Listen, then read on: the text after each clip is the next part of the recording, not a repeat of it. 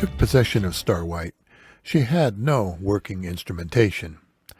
Mounted in the back of the cabin on the port side was a non-functional 1980s-style flasher depthsounder. On the starboard side, a bulkhead-mounted compass that had a cracked face and had lost a third of its fluid. Below deck, in the interior, the backs of these two instruments were covered with a pair of heavily built teak boxes.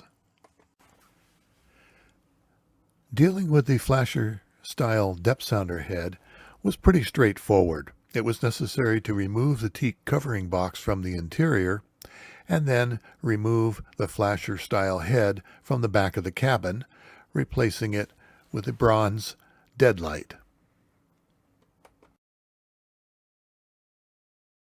The old compass was replaced with a new one, and directly below it are the new depthsounder and Knotmeter.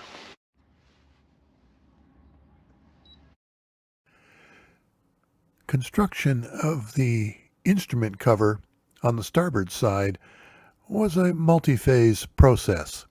Initially, we removed much of the heavily overbuilt compass cover so that we could get at the compass to remove it. And then we built a temporary, smaller cover. But when we added the depthsounder and Knotmeter, we also needed to modify the cover yet again to cover the depthsounder and Knotmeter. In the latest version of the instrument cover, we've added a switch to the upper inboard corner. Turn it on, it lights up. This is the switch that turns the light on and off for our navigation compass in the cockpit. It's always struck me as something of a waste to have to come down below decks and over to the electrical panel to turn on a switch to light the compass. Additionally, it's always struck me as kind of a waste to devote an entire circuit breaker for a compass light. As it is on most small boats like ours, you don't have a lot of circuit breakers, and you prefer to use them wisely. Having the compass light switch just inside the companionway here makes it real easy to just reach around the corner and turn the switch on.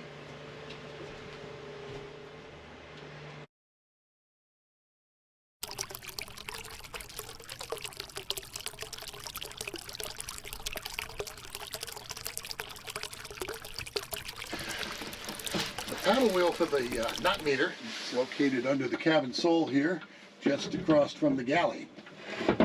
A matter of lifting out the floorboard, and there's the paddle wheel. Changing out the paddle wheel is a fairly straightforward thing, although a lot of people are afraid to do this because it seems counterintuitive to be putting a hole in the bottom of your boat. But you're only putting that hole in momentarily. This plug is going to go in place of the Knotmeter paddle wheel. Now, the reason that we pull the paddle wheel out on our boat is we don't like getting a lot of marine growth on it, because sometimes if you get a barnacle in just the right spot, it'll stop the paddle wheel from turning altogether. So I make a habit of pulling it out, especially when we know we're not going to be getting underway for a while. We've got our spring haul out coming up in just a little over 2 weeks, and I know with my schedule that there's no way we're going to go sailing. So it just makes sense to pull the Knotmeter out right now. Simple matter, loosening the cap nut. You can see a small amount of water coming in here. We pull the Knotmeter up once we've got it completely unscrewed, and we push the plug back in. There's an arrow on the plug that points forward, showing me exactly where it's supposed to go. And then we just tighten the lock nut down. There's the paddle wheel there. And fortunately, there is no growth on it, which is nice to see. We keep everything nice and tight here. You'll notice there is a string. There's no way that this plug can accidentally get away from me and disappear.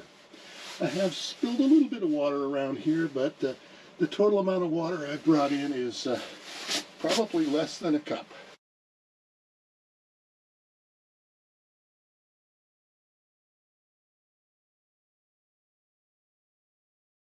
The depth sounder transducer is mounted under the cabin sole just forward of the Knotmeter. The Knotmeter's down here.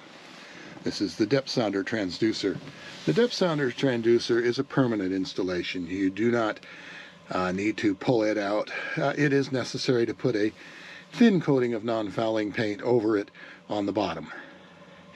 The extra coil of wire you see here has to do with the way depth sounders work. The transducer is pre-programmed with the depth sounder head for a certain length of wire. So when you install the depth sounder, it's necessary to coil up the extra wire either around the transducer or at the far end where you have the depth sounder head. If you were to cut the wire and shorten it, you would end up with inaccurate readings on the depth sounder.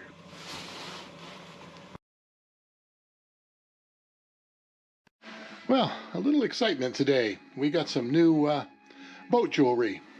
A pair of new boom can stay tangs to replace the originals. Nothing wrong with the originals at this point, but they're 40 years old, they are original, and they're the older design where they're only an inch wide. These new ones are 1.5 inches wide. So we've got the haul out coming out here in just a couple of weeks, so it makes perfect sense to go ahead and change those. The other exciting new piece of boat jewelry is a pair of mast pulpits.